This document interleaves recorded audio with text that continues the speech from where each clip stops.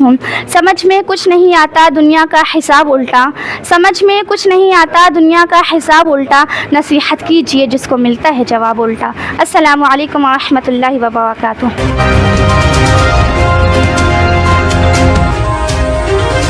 अलैकुम व रहमतुल्लाहि व बरकातुहू। नहमदुहु व नुसल्ली अला रसूलिहिल करीम, अम्मा बाद, अऊज़ु बिल्लाहि मिनश शैतानिर रजीम, बिस्मिल्लाहिर रहमानिर रहीम। मैं आप हज़रात के सामने इल्म दीन की फ़ज़ीलत पर कुछ गुफ्तगू करने जा रही हूँ। मैं पूरी कोशिश करूँगी कि कोई गोशा बाकी न रहे। उम्मीद है कि आप संजीदगी और मतानत के साथ समाअत फरमाएंगे।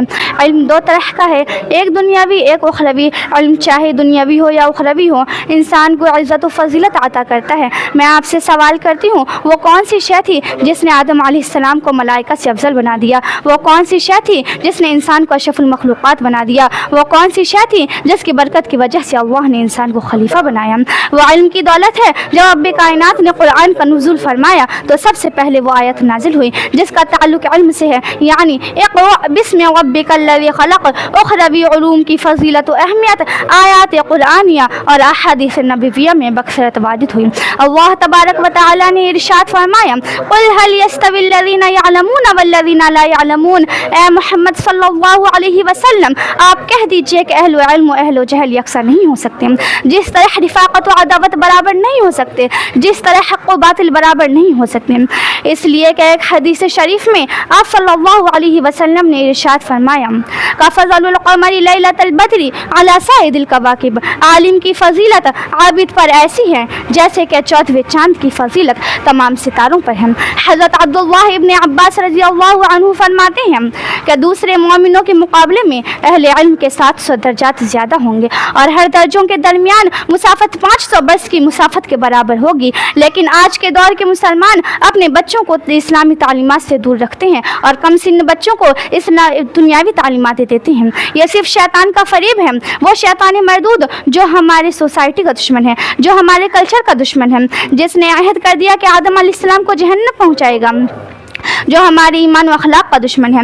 याद रखें, अगर आप अपने कमसिन मासूम बच्चों के खैर ख्वाह हैं तो उसे आलिम दीन बनाएं, इसलिए कि आप सल्लल्लाहु अलैहि वसल्लम ने इरशाद फरमाया, रब्बुस समावाति वल अर्ज़, ज़मीन और आसमान में जितनी अशिया हैं वो सब आलिम के लिए मग़फ़िरत की दुआ करते हैं। आलिम के लिए जिन्नात भी दुआ करते हैं, आलिम के लिए मलाइका भी दुआ करते हैं, आलिम के लिए छोटी चींटी भी दुआ करती है, आलिम के लिए समंदर की मछलियाँ भी दुआ करते हैं। उसके बावजूद मुसलमान का हाल ये है कि अंग्रेज़ों की जाल में फंस कर हम अपने मुआशरत को दागदार कर रहे हैं। चाहिए तो ये था कि हमारा दीन सहाबा के दीन की मानिंद होता, हमारा मुआशरा सहाबा के मुआशरे के मुवाफ़िक़ होता। सामिआत, आज इल्म दीन की अहमियत व वक़ार कोई नहीं पहचानता, हालांकि इल्म दीन ही एक ऐसी ज़िया है जिससे रज़ा इलाही की मंजिल चमकती दिखाई देती है।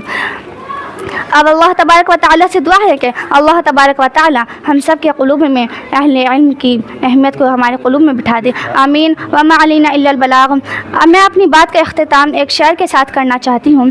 समझ में कुछ नहीं आता दुनिया का हिसाब उल्टा, समझ में कुछ नहीं आता दुनिया का हिसाब उल्टा, नसीहत कीजिए जिसको मिलता है जवाब उल्टा। अस्सलामु अलैकुम व रहमतुल्लाहि व बरकातुहू। करीमा के बच्चा का नाम, आपका नाम बोलो, अपना पहचान दीजिए, अपना नाम बताइए और अब्बा का नाम बताइए। मेरा नाम रुक़ैया है और मेरे अब्बू का नाम अब्दुल कादिर है। और पढ़ाई किए हैं? पहले मैं फ़िरोज़ाबाद में मेरे अब्बू ने वो मदरसे में पढ़वाया और अपने पास भी पढ़वाया, मौलाना के पास भी पढ़वाया। 2-3 मदरसों में मेरे अब्बू ने मेरा दाखिला करवाया।